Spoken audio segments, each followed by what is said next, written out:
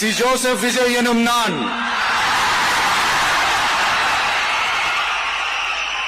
தமிழ்நாட்டு அரசின் முதலமைச்சர் என்ற முறையில் எனது கவனத்திற்குள்ளாவதும் தெரிய வருவதுமான எந்த பொருளையும் முதலமைச்சரின் கடமைகளை உரியவாறு நிறைவேற்ற தேவையான அளவுக்கன்றி ஒருவரிடமோ பலரிடமோ நேர்முகமாகவோ மறைமுகமாகவோ அறிவிக்கவோ வெளிப்படுத்தவோ மாட்டேன் என்று